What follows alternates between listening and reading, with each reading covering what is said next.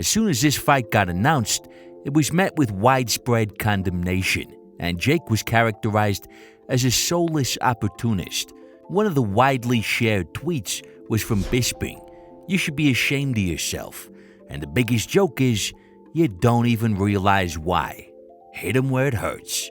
His lack of self-awareness. Bisping had a lot more to say on the subject, as did many others. We saw a range of reactions, from confusion to disgust. It's a bit strange, you know. Is my interest? The interest is a low one. I don't know. I don't really. I don't understand it.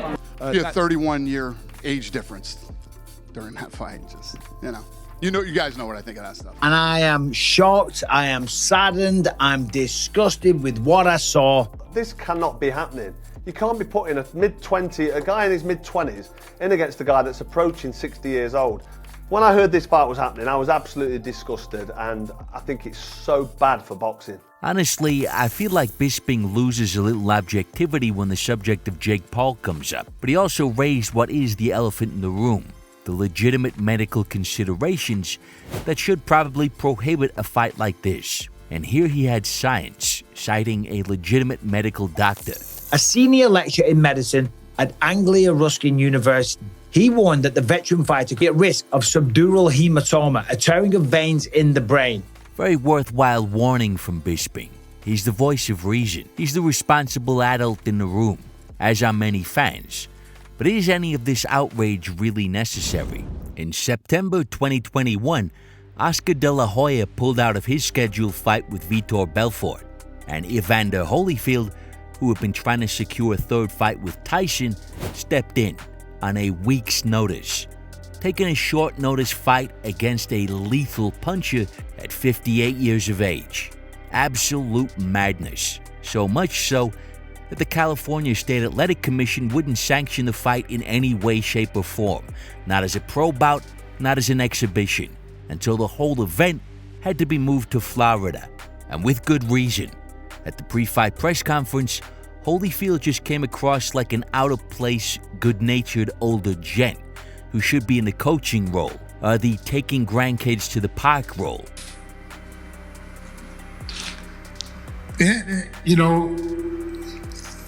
Round by round, I take one at a time. Anything that he get because he earned it. If he make one round, he earned it. Two, he earned it.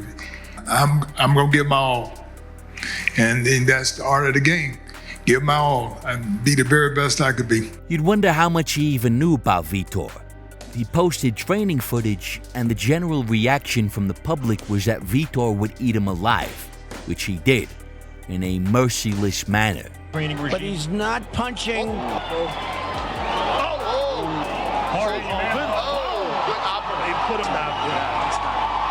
It was a sad scene, and was widely and appropriately denounced. In the aftermath, Teddy Atlas explained why this was likely to keep happening, and how it is woven in the financial fabric of boxing. What I'm talking about is that my sport, that I've been in almost 50 years, is the only major sport that doesn't have a pension. We need a pension, because if you had a pension for some of these guys, they wouldn't be coming back to this gate. And Holyfield might not be coming to it. To see him in this position, it was beyond sad. This sport has a responsibility to look out for the fighters, and it doesn't do a good enough job. You put a 2% tax on the big fights of the year for retired fighters. The greedy promoters wouldn't even feel it. They wouldn't even feel it.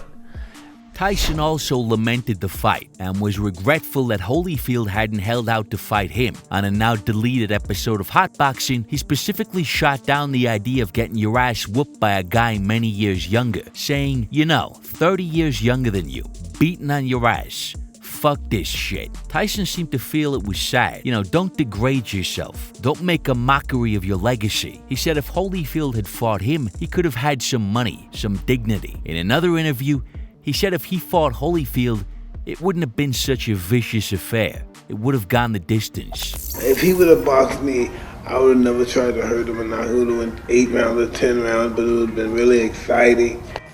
All of this says a lot about how Tyson felt about aging fighters returning to the ring. It's all very sensible, and as we know, it wasn't all talk. A year prior, Mike made his return against Roy Jones Jr. We're not born to be humble. We're born to be humble. Everybody knows it. They put on a great show. I mean, it was perfect. Mike looked at times ferocious, flashes of his former glory. They made some good money in the process, and we got to see what they could do without anyone getting hurt. This was a contest fitting of two legends.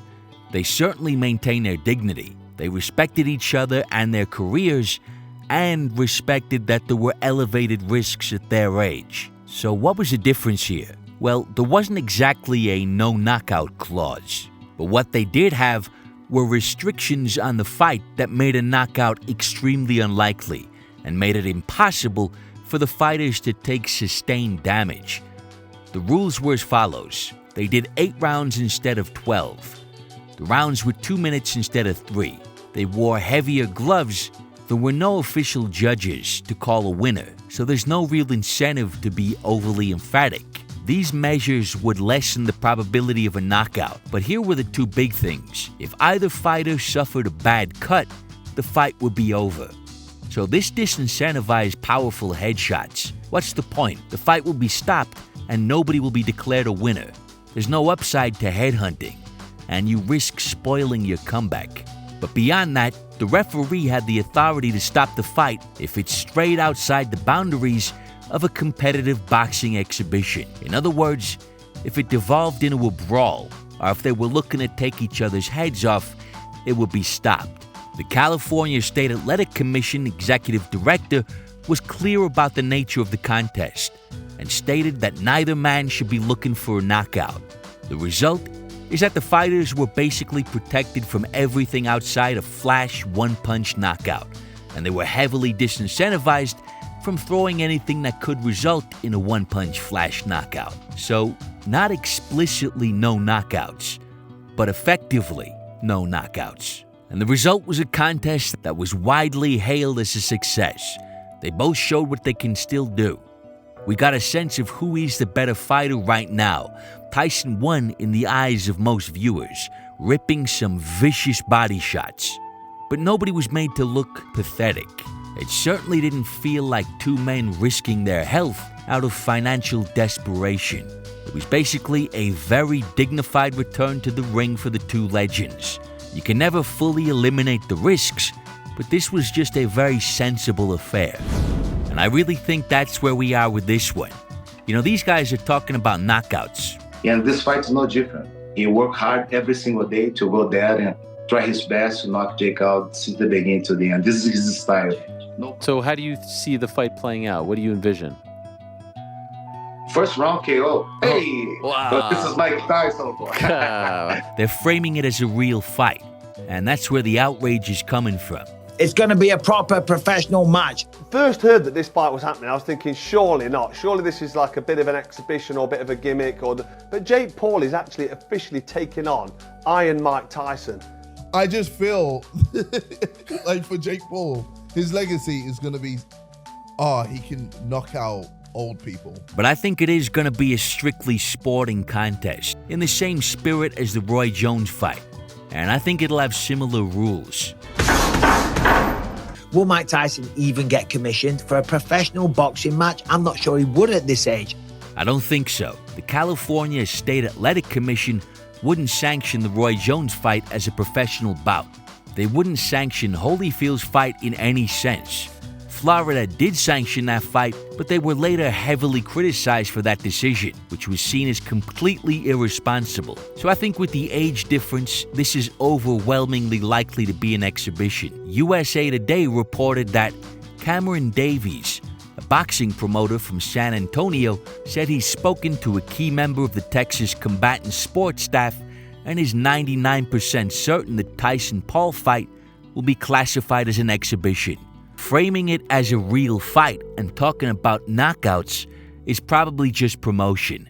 I mean, here's what Tyson was saying before the Roy Jones fight, a fight where they weren't even allowed to get badly cut. What does that mean, an exhibition? But exhibition means two people are fighting. It's not called a fight. But it's real. Pretty much, yeah. We're throwing punches at each other. You know? My definition of fun is broken eye socket, broken jaw, broken rib.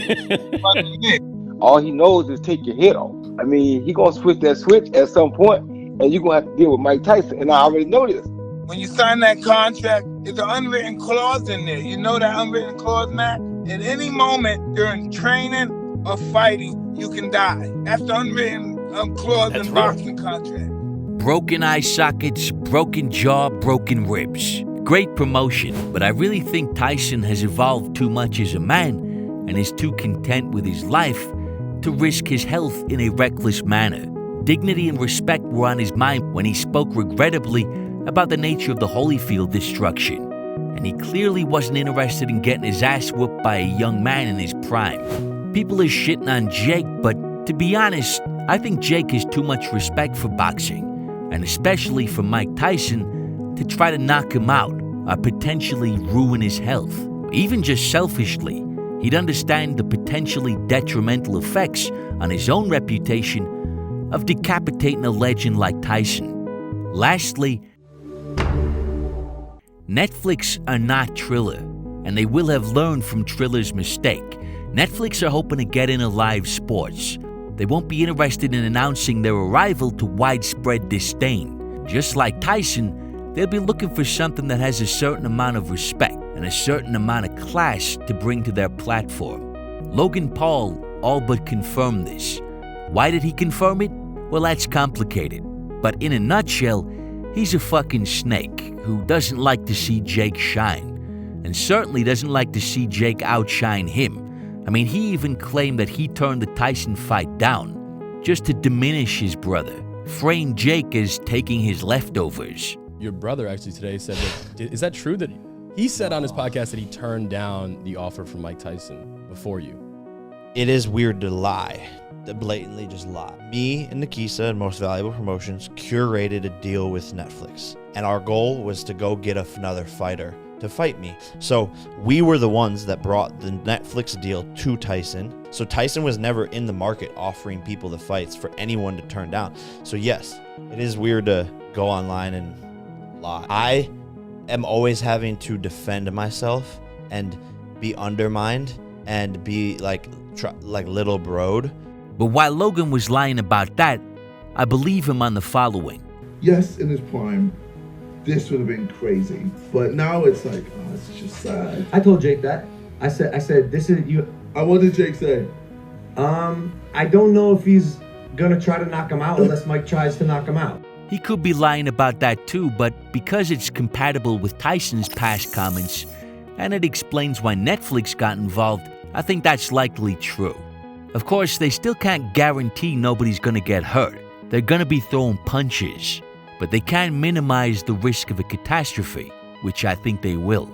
So people are saying this is lose-lose for Jake. But what does Jake Paul do here? This is a lose-lose situation. I don't know why Jake took it. It's a lose-lose.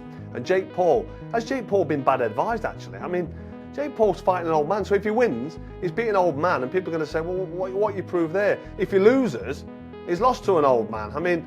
But what about this? They put on a contest under the same guidelines of the Roy Jones Jr. fight. It's a purely sporting contest where both men show their merits. We get a very solid sense of where they are relative to one another. But there's no knockouts, there's no massive damage, just a clean physical competition. And in the aftermath, Mike is buzzed. A lot of people were afraid, Roy, you might get hurt tonight. Were you really afraid? I was afraid I might get hurt. I didn't fight in 20 years. He only stopped fighting for 3 years. I'm afraid I might get. Why nobody care about my ass? Nobody thinks that a giant is going to fall. I haven't did this in 15, 16 years. I'm not a giant. I'm a beginner. He's in his element. He's gotten the chance to really revisit boxing on the grandest stage, breaking the record for live viewership. Mike Tyson in 2024, while Jake is celebratory and reverential of Mike Tyson, and of having had the chance to share the ring with a living legend. It's surreal. I don't think it'll hit me until like a couple weeks from now. You know, he was the one that told me I could accomplish anything if I set my mind to it. And just being in the ring with him, seeing his heart, you know, his courage, his bravery, that's the champion that I look up to. He's such an inspiration. And the whole thing becomes a feel-good celebration of a real American icon who collects another mega payday for doing what he loves. Would that not be a win in almost every conceivable sense? Because I think that's probably what we're gonna get. Fingers crossed. Heavyweight champion of the world. I'm the best ever.